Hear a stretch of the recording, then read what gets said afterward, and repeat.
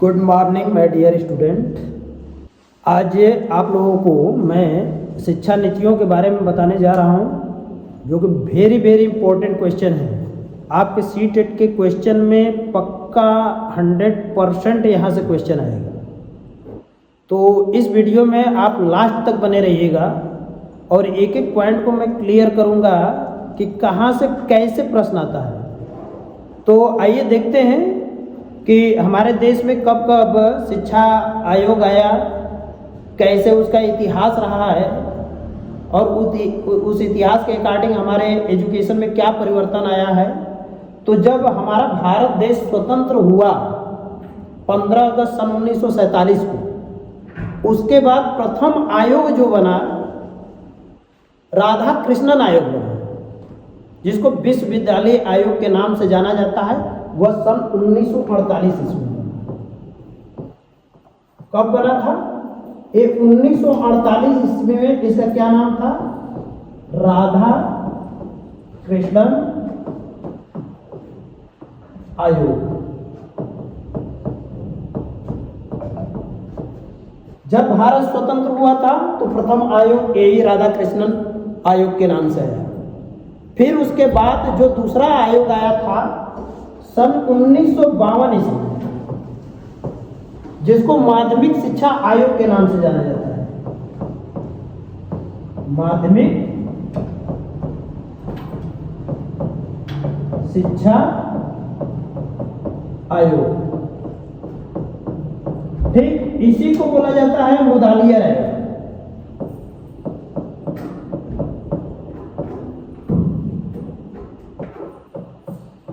इसी को क्या बोला जाता है? मुदालियर आयोग।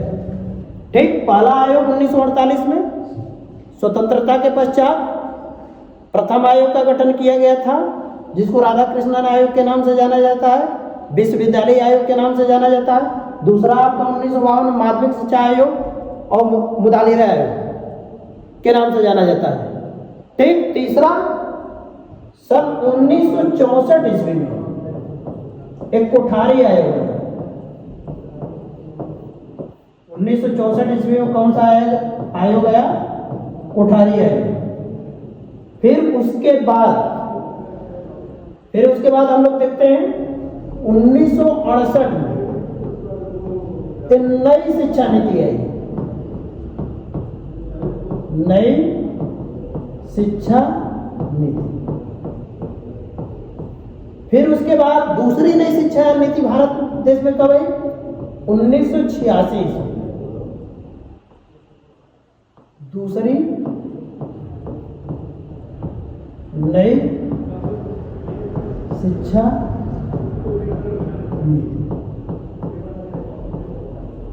अभी इन दोनों के बारे में हम लोग चर्चा करेंगे विस्तार से। फिर उसके बाद 1990 में राममूर्ति समिति आई।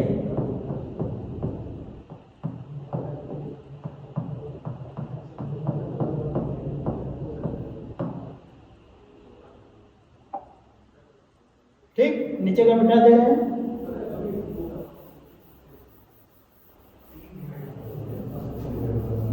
नेक्स्ट 1992 में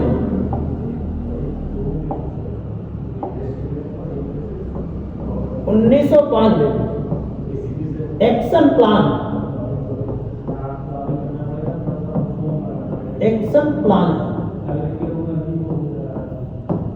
और 1995 में परिषदीय विद्यालय में मध्याह्न भोजन योजना है।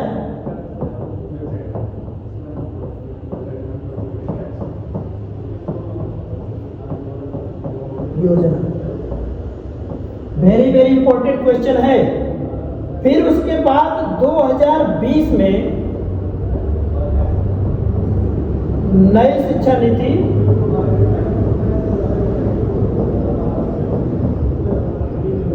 नीति आई, जो कि तीसरी शिक्षा नीति के नाम से जानी जाती है।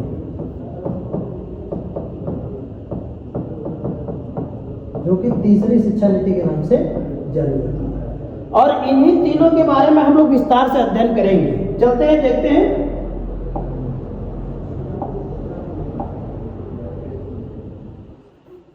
स्वतंत्रता के पश्चात जब भारत हमारा स्वतंत्र हुआ था तो प्राथमिक विद्यालयों में 1968 में प्रथम नई शिक्षा नीति आई थी, दूसरी नीति 1986 में आई थी और तीसरी नीति 2020 में आई थी। तो 1968 में क्या था?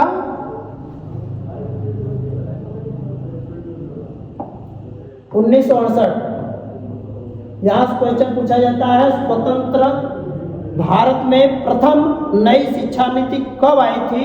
स्वतंत्र भारत में नई शिक्षा नीति सन 1968 में आई थी।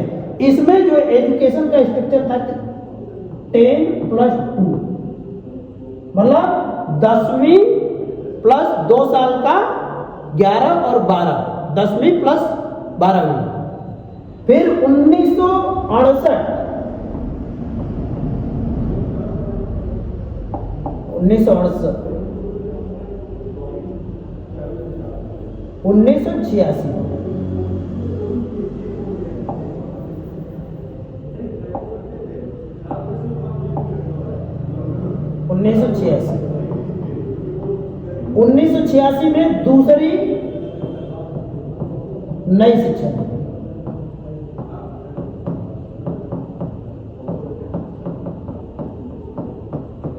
इसमें एजुकेशन का स्ट्रक्चर क्या था? 10+2+3, 10+2+3। 10 का मतलब 10वीं, 2 का मतलब 11वीं और 12वीं, 11वीं प्लस 12वीं, 3 का मतलब स्नातक।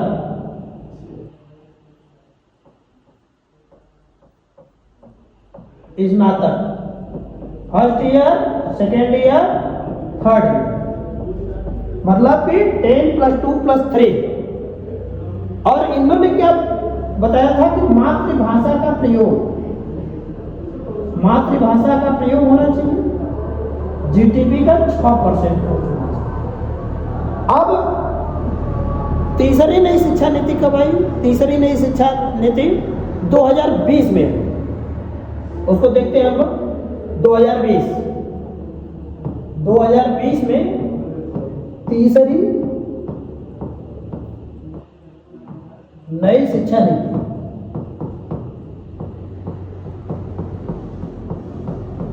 तीसरी नई शिक्षा नीति, इसमें स्ट्रक्चर क्या बना? 5+3+3+4, 5+3+3+4। अब इसमें स्ट्रक्चर देखा जाएगा क्या था? नई शिक्षा नीति 1986 के अंतर्गत क्या था? 10+2+3 था। अब जब 2020 तीसरी नई शिक्षा नीति आई तो उसके अंतर्गत ये स्ट्रक्चर 10+2+3 का स्ट्रक्चर चेंज करके क्या हो गया? 5+3+3+4। ठीक, अब 5+3+3+4 को हम लोग देखते हैं कि क्या है इसमें। 5 का मतलब होता है इसमें 1 साल का प्ले ग्रुप प्लस एलकेजी का मतलब लोअर किंडरगार्टन, प्लस यूकेजी अपर किंडरगार्टन, +1 और +2, मतलब 1 साल ए, 1 साल ए, 1 साल ए, 1 साल ए, 1 साल है और टोटल कितने साल? 5 साल। मतलब यहां जो परिषदीय विद्यालय में होता है, यहां तक के एजुकेशन को क्या बोला जाता है? आंगनबाड़ी में चलता है, आंगनबाड़ी।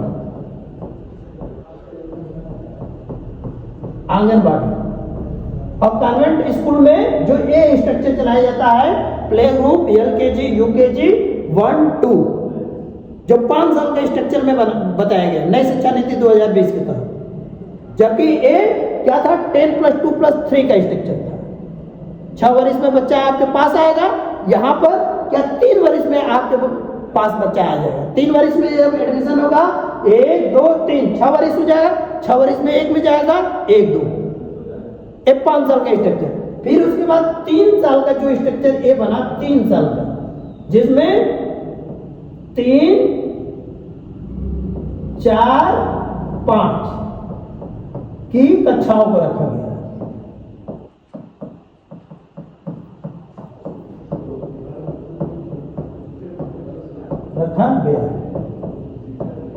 नेक्स्ट जो 3 साल का है उसमें जूनियर हाई स्कूल 6, 7, 8 की कक्षाओं को।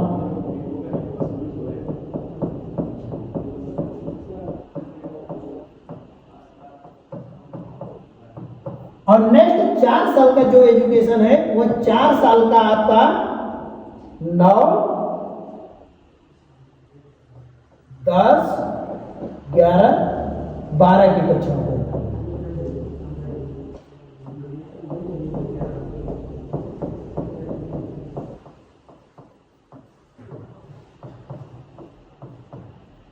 मतलब कि जो नई शिक्षा नीति आपकी बताती है 2020, ये स्कूली शिक्षा के लिए, स्कूली शिक्षा को काफी हद तक मजबूत कराने के लिए बनाई गई।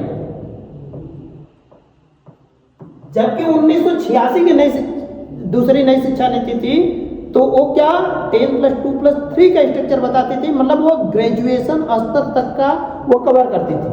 क्योंकि जो 3 का स्ट्रक्चर है वो ग्रेजुएशन में first year, second year, third year की बात करता था। लेकिन 2020 की नई शिक्षा नीति है वो 5+3+3+4।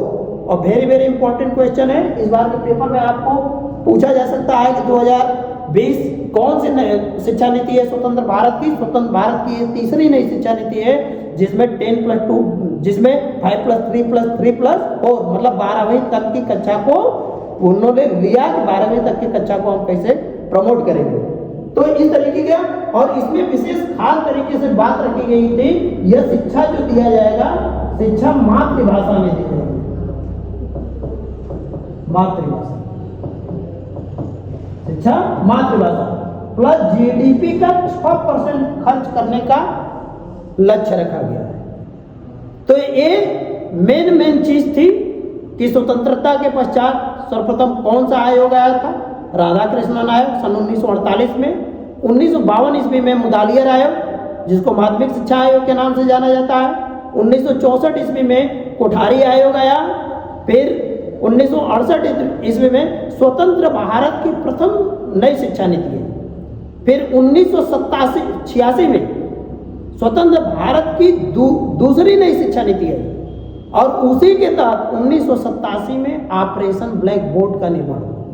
ऑपरेशन ब्लैक बोर्ड का मतलब होता है कि विद्यालयों में भौतिक संसाधन की उपलब्धि, मतलब भौतिक संसाधन उपलब्ध हो हमारे बच्चों के लिए, हमारे टीचर के लिए। उसी के तहत प्रत्येक स्कूलों में 2 कमरा, 1 ऑफिस, 1 बरामदा और प्रत्येक कमरे में ब्लैक बोर्ड का निर्माण इत्यादि ये भौतिक संसाधन सन 1987 के तहत दिया गया था। ये किसके एक्शन के अकॉर्डिंग हुआ था? नई शिक्षा नीति, दूसरी नई शिक्षा नीति 1986 आया था, उसके तहत लागू किया गया।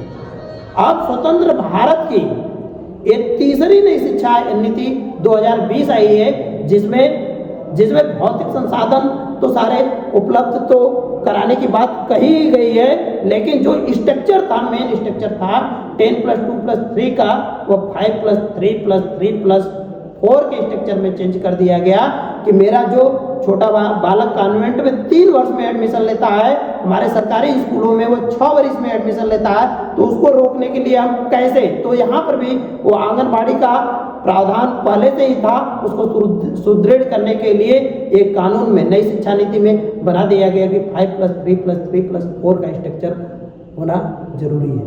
तो ये सारे मोटा आपका ये नई शिक्षा नीतियों से संबंधित थी।